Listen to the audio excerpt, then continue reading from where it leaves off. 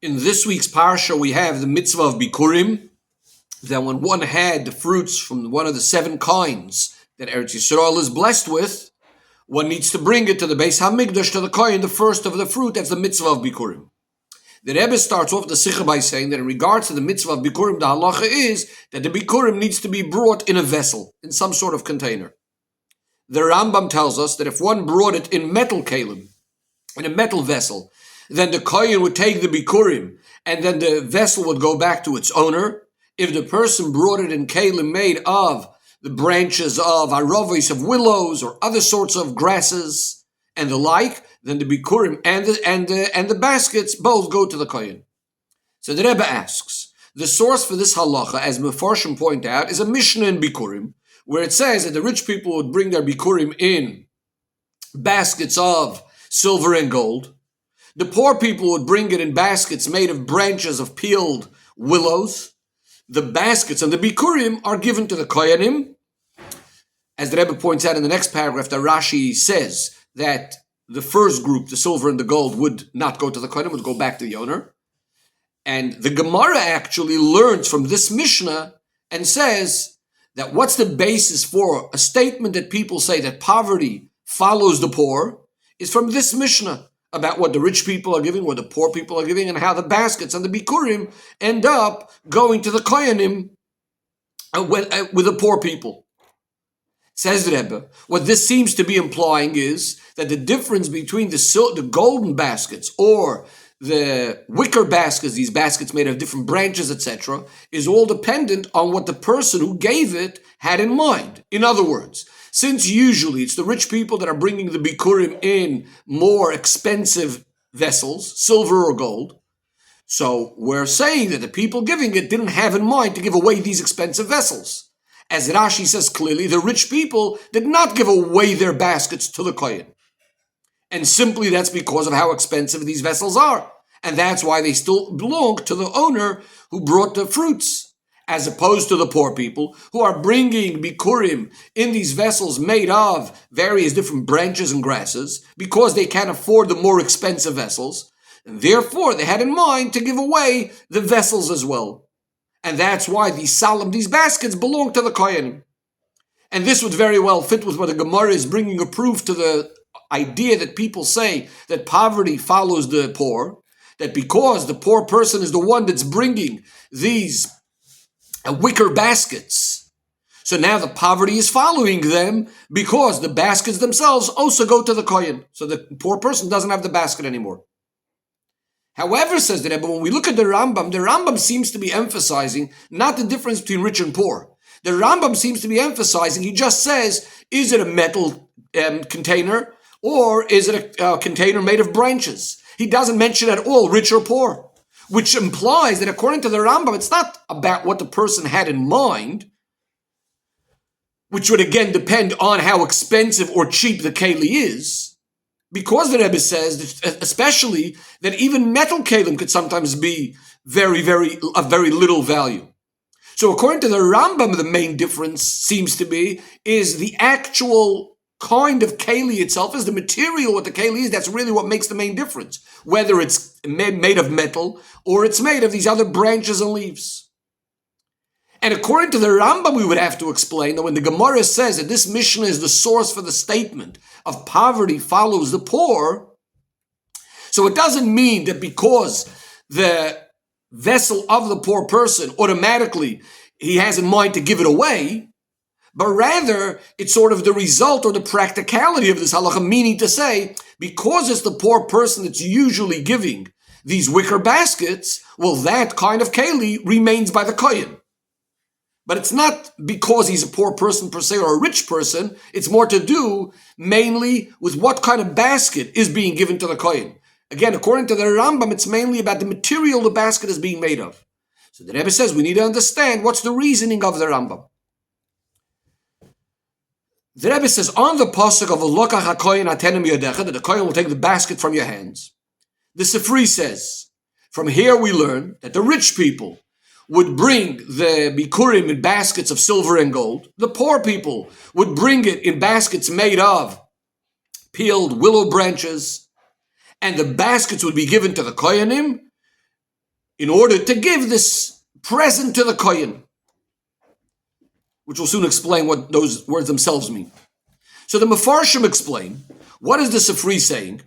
That from the word hatene, the basket, which seemingly is an extra word, we learn that the halacha of v'lokach hakoyin, that the kohen takes it and it becomes his, is only when it's a tene, meaning just a simple basket, as opposed to if it's some sort of fancy, expensive metal dish or the like. And the reason is, why is it about a poor person? Again, the cheaper basket is given to the kohen.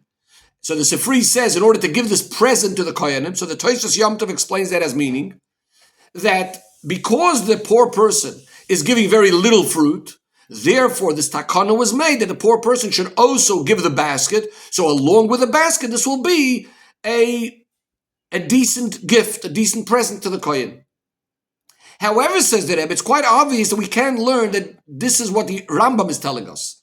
Because again, according to this, the main thing would really be dependent on not the material that the basket is made of and that the bikurim is coming in, but rather of how much fruit is being brought for bikurim. That should be the main point.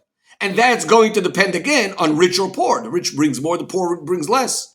But again, if we look at the Rambam's only differentiation is only the kind of actual keli it is, totally does not make a difference between rich and poor, or the amount of fruits that were brought into kelim. So again, we're still trying to understand the reasoning of the Rambam. Says the Rebbe, we can explain it as follows.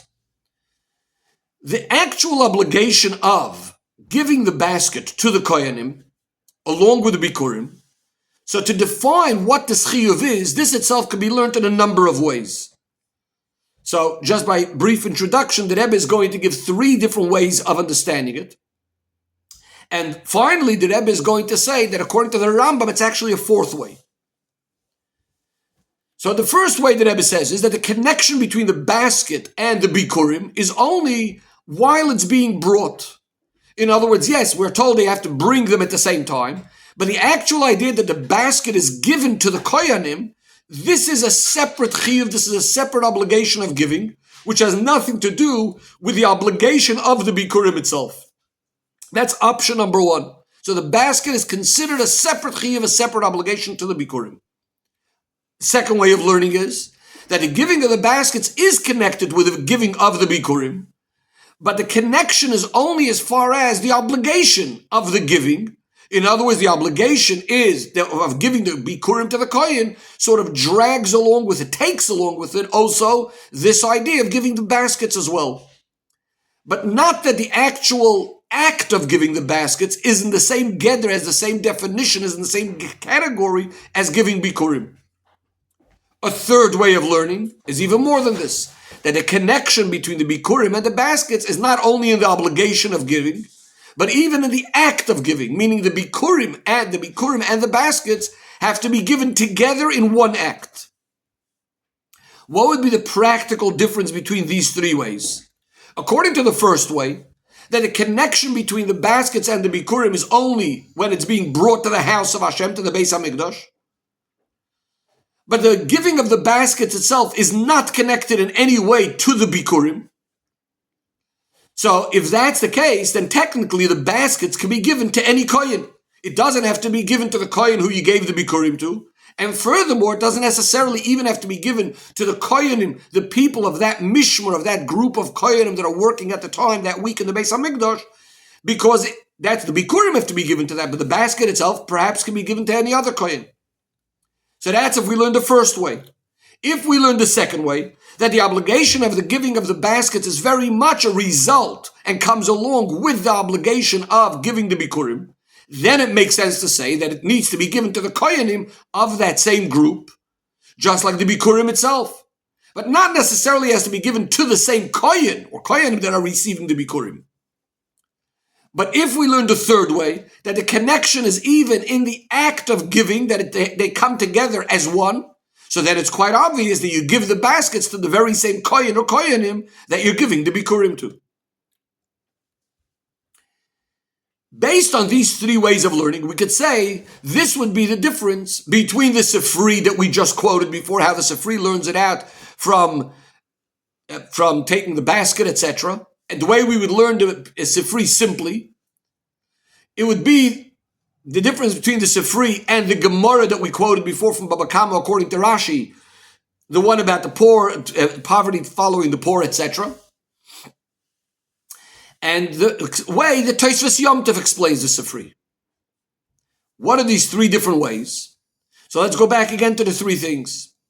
From the fact that the din, that the baskets are given to the Kohanim, in the Sifri, is learned from the Pasuk. We said it's being learned from the fact that he takes the basket. It's a special din on the basket itself. And also from the fact that by the end the Sifri says, the salin and the baskets are being given to the Kohanim. And he doesn't put it together as one, that the baskets and the Bikurim are being given to the Kohanim, as the Mishnah does. So from this Sifri, it seems to be implying that the obligation to give the baskets to the Kohanim is a separate halacha, is a separate idea in the giving. It's not about the giving of the Bikurim. There's something special about giving the basket. And that's also what the Sifri means by the end about giving this present to the Kohanim. In other words, this is a special schus, a special matana, a special thing given to the Kohanim that the poor person has, another obligation or another schus that he's giving this to the Kohen by the fact that he's also giving the basket to the Kohen. So that's one way of learning. Now, in the Gemara Baba Kama, where the Mishnah is being brought as a source for the concept that what people say that poverty follows the poor, this seems to be quite obvious from the way Rashi there says that the rich people didn't give the baskets to the Kohen. This seems to be telling us that the giving of the baskets that the poor people give to the Kohen is connected with their way of giving, their poor way of giving Bikurim, and which tells us that they are giving the Bikurim in addition to they're giving the baskets in addition to giving the Bikurim. In other words, it's coming in continuation of giving the Bikurim, they're giving these baskets as well. But on the other hand, it's still not a proof to say that these baskets are connected to the Bikurim to the extent that they have to be done in one action. On the contrary, if it would have to be in one action, then it wouldn't fit so much the expression that poverty is following the poor if it's just part of the same act itself. In other words, if the baskets are part of the giving of the Bikurim, then it's one act of poverty. It's not two things. On the other hand, if we say poverty is following the poor, it sounds like it's two things. There's one thing that they are poor, and therefore what they are giving, the kind of Bikurim they're giving, and the kind of baskets they're giving, and then not only that, but then there's a second thing that they have to give away, the baskets as well. But, says the Rebbe, according to the Tosfos Yom Tov and others that explain the Sifri, that the reason for giving the basket is because the poor people are, as it is, bringing so little. So along with the basket will be considered a proper gift. In other words, the basket is completing the Bikurim, bringing the Bikurim to be proper Bikurim, that they should be considered a good gift. So then it makes sense to say that the giving of the basket needs to be given as one act along with the Bikurim, so that the Bikurim are considered a proper giving, something of a substantial amount. Says the Rebbe, the Rambam, we could say, actually learns in a fourth way, which is a greater chiddush to the above three ways. And that is, that not only is the basket connected with the act of giving, but it becomes actually like one thing with the Bikurim itself and the bringing of Bikurim. In other words, it's not only in the same act, but it becomes like part of the Bikurim. In other words, as if to say that when is the shleimus of Bikurim and fulfilling the mitzvah, the bringing of the Bikurim is when these fruits are being brought in a keli, and this keli is becoming part of the Bikurim.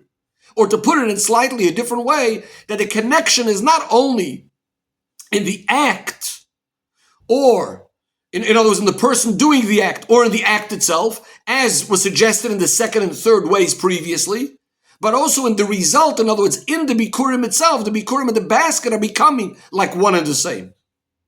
And the Rambam makes this clear by putting this halacha about bringing it in metal kelim, etc., in continuation to the halacha that Bikurim need to have a keli. Not like in the Mishnah, where this is being brought as a separate din, a separate halacha, in the way poor people bring, rich people bring, etc.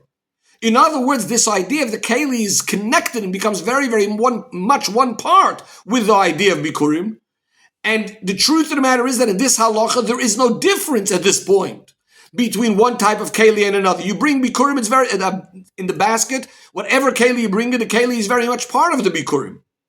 But then the Rambam comes along and differentiates between the metal kalim and the kalim being made of willow branches or other sorts of grasses, etc. And that is that there's a special din regarding metal kalim, and that is that Choizer HaKeli L'Ba'alav, as the Rambam says. We gave it to the Kohen already. Now there's a new din coming up that the metal keli is going to go back to the owner. In other words, as far as the mitzvah of bikurim itself and bringing it, the keli, even the metal kelim, are one with the bikurim. And only in that way is it accomplished properly the mitzvah saseh of bringing the bikurim to the Beis HaMikdash. It's only afterwards, it's like a new halacha, that in the metal kalim, that goes back to the owner. It doesn't remain by the kohen. It doesn't become his property, his money. Whereas these other kind of kalim made from the willows and the branches and the grasses, etc., that doesn't go back. That keli continues to remain one with the bikurim, even later as well. And why would there be a difference, says the Rebbe? We can explain it like this. By the klimatchas, by the metal keli, since the only connection between the keli, between the vessel and the fruits inside is only because of the halacha, of the din, that bikurim need to be brought in a basket. Therefore, their connection only remains as far as the fulfillment of the mitzvah. In other words, when you're doing the mitzvah of bringing bikurim to the house of Hashem, you need to bring it, as the pasuk says, bring it in the basket. But by the keli made of these various different grasses and branches and the wicker baskets, etc., even in their natural existence before the halacha, they have some sort of connection already to the fruit inside of them. And definitely as far as their chashivus, their value, there's a connection. In other words, they're sort of like similar sort of things. They're both parts of the same plants. And therefore, because of this idea now of bikurim needing a keli, so now these kelim become completely one with the fruits. It would be similar to the peels of the fruits of bikurim that are one with the fruits themselves. In a similar way, these kelim became completely one now with the baskets. These baskets became completely one with the fruits. Says that based on all of this, we'll also have some more explanation and geschmack and another number of differences and diyukim in the words and the expressions of the Rambam. Number one, says the Rebbe, the Rambam omits the emphasis on the person bringing it, whether it's a poor person or a rich person. He's only speaking about the bringing itself as far as the object of the bikurim. He says, if he brought it in a metal keli, if it was brought in the keli made of the willow or the grass, etc., which that tells us, this is clearly understood based on what we said before, because it really is to do with the material of the keli. Number two, the Rambam changes from the words of the Mishnah, and he leaves out certain words of the Mishnah, and also from the Sifri and the Gemara. The Rambam says,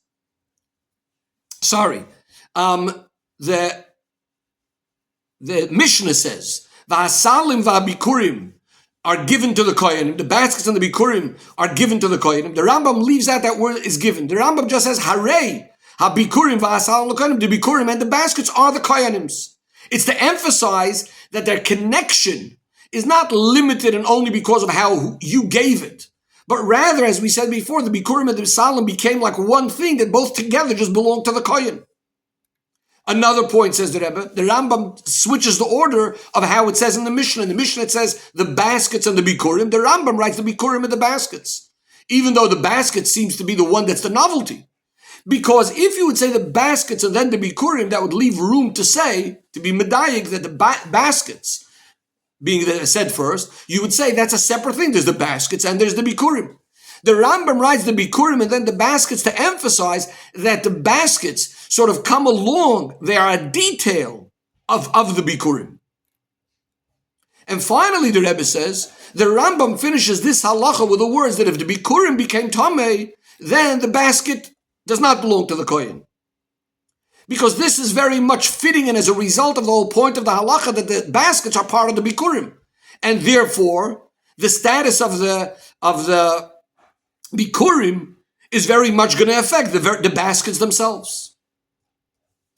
Says the Rebbe, we still need to understand the connection, at least between the Bikurim and the Keli. And especially this idea of the special halacha, what happens if it's made of these willow branches and the grasses, etc. And this is the Rebbe's question. Bikurim generally represent the greatest quality, the greatest perfection. Simply, begashmius in them themselves. It's merashis, you have to bring from the very first. The halacha is you only bring Bikurim from the Shivas Haminim that are said in the praise of Eretz Yisrael. If we brought anything from outside of the Shivas Haminim, it doesn't become holy. So that's simply. So too, more generally and spiritually, it's only in the time of the Beis Hamikdash. It's only in Eretz Yisrael, the land that Hashem's eyes are upon it from the beginning of the year till the end of the year. Furthermore, says the Rebbe, within the types of the Shivas Haminim itself, we have to always bring from the very, very best of the fruit. The halacha is you can't bring from the dates that grow on the mountains or the fruits that grow in the valleys. You can't bring the olives that are not the very, very best. You have to bring the dates, it says, from the valley specifically. And other fruits have to be brought from the mountains because those are going to be growing there the best. And if you brought otherwise, then it's not going to be holy. So that's all on the one hand, showing the perfection of Bikurim. They have to be the very, very best. On the other hand, we say that the Bikurim need to have a Keli, which seems to be saying that the Kedusha of the Bikurim is somehow connected with a Keli, with a vessel, with a limitation. Furthermore, from the end of the halach of the Rambam that says if the Bikurim became Tameh, which then clearly there is lacking in the mitzvah of Bikurim, you're not going to put it in front of the Mizbeach, and we say that then the baskets don't go to the Koyanim. That tells us that when the baskets do go to the Koyanim, clearly this is bringing some sort of shleimus and maila in the Bikurim, which, as we said before, when is that going to happen? It's going to be particularly when the keli is going to be made from these branches, from the grasses, from the very, very simple things.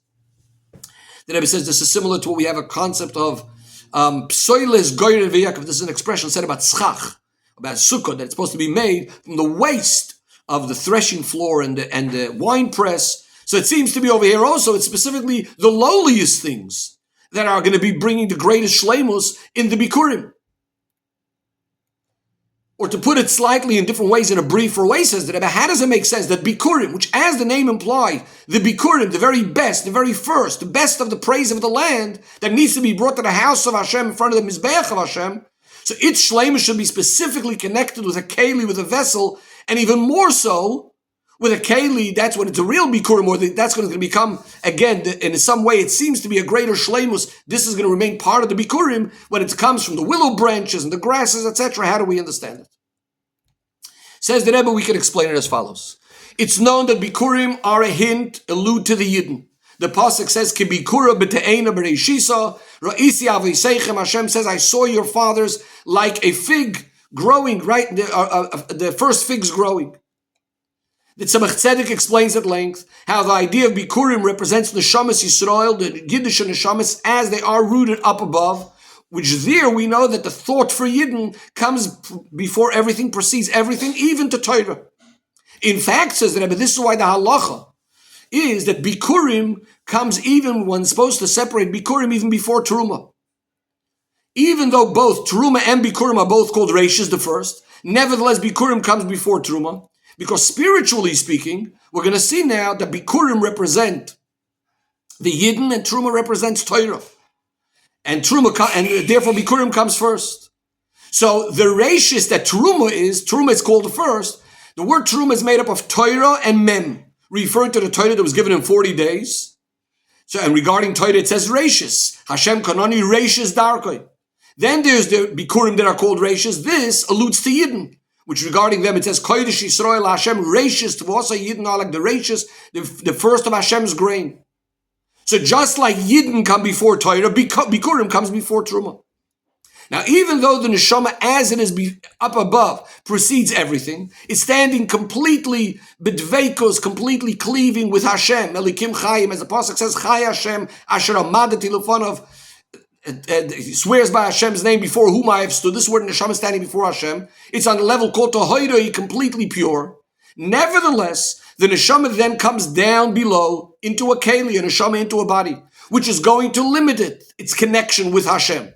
And furthermore, the keli is going to be concealing, covering over this dveikus, this connection that the neshama has to Elikus. However, says the Rebbe, we know that this tremendous yerida, this tremendous descent of what's known like coming from a high rooftop to a low pit for the neshama, it's all worth it because yerida, the descent, is all for the purpose of an ascent. And it's specifically as a result of coming down in the keli of the guf, this accomplishes a tremendous ascent for the neshama, that it's elevated to a much greater level even than it was in its root up above. It's specifically through this that it's revealed the true Bikurim element of it. The fact that it is absolutely one with the essence of Hashem, as it says, Yisrael v'kudsha brichu, Yidden and Hashem are all one. It says that just like in the general descent of the neshama down here into this world, the same is true within the avodah of the person in our world. That the main purpose and goal in the avodah sa'adam over here in the person service is expressed not so much when it's involved in the spiritual things, like the ava and yira of the neshama, but it's specifically when it's fulfilling the mitzvahs of action, through doing the mitzvahs ma'aseh b'poel down to earth practically, in action. That specifically, we're taking then, we're going to be using the lowest koyach of our guf, the koyach of action, and so that the whole mitzias of the guf now becomes a keli and a part of the kedusha of the neshama, and it's specifically through that's going to cause the greatest aliyah of the neshama, and in a way that the gili of atzmos, the gili of the very essence of Hashem in the future, in the time of Tchiyas HaMesim, which will be similar to bring the Bikurim to Hashem by the Beis HaMikdash. When is this all going to be? The greatest gili is going to be specifically into the neshamas and guf. That's when we're going to be bringing the bikurim once again, or that's the greatest gilui once again, is when the neshama is in the guf by Tchiyas HaMesim. And the reason for this, says the Alter Rebbe explains in Tanya, regarding generally how it works regarding all the worlds, that the whole purpose of all the worlds' descent and coming, Hashem's coming down from one level down to the other, is not for the supernal worlds, it's not for the higher worlds. For them, it's just a descent coming lower and lower from Hashem's Ur. The whole purpose of this lowly world, which is the very, very lowliest, there's nothing lower than it. And why is that? Because Nes'ava HaKadosh Baruch Hu, Hashem had a desire to have a dira b'tachtoinim, and it's specifically because this world is the dira for the essence of Hashem. That's why it causes an aliyah and ascent in all of Seder Ishtalshlos, even in the highest worlds. Similarly, says the Rebbe, in regards to the neshama, that specifically as a result of coming down here into this lowly world, in the keli of the guf, and it carries out the kavan of making a dir lo yizbarach b'tachtoinim, which is by working in this physical world, and there itself in the lowliest part of the world, fulfilling mitzvahs in action. This causes a greater shleimus, a greater perfection in the purity of the neshama, in the kedusha of the neshama, together with the guf. And in that itself consists its aliyah, which is even greater than the way the neshama was before it came down. Says the Rebbe, just like in the spiritual idea of Bikurim, this is the way it is, that it specifically is coming down into the guf, that's when the neshama has the greatest aliyah. The same thing is true with the mitzvahs Bikurim in the simple sense, that the way of bringing Bikurim to the house of Hashem, to the Beis HaMikdash, the place that Hashem chose to rest His name, the shleimus of this kedusha is specifically when you have the keli. And within the keli itself, within the vessel itself, the real true unity is going to happen between the fruit and the keli. It's specifically going to be when you have these lowliest types of kelim, which there's nothing lower than it. Again, these wicker baskets made of these branches and grass, etc. The Rebbe concludes by being involved in the halachis of Bikurim, and how it's a Torah achas, how it's one Torah, the nigla the Torah, and the pnimiyus Torah.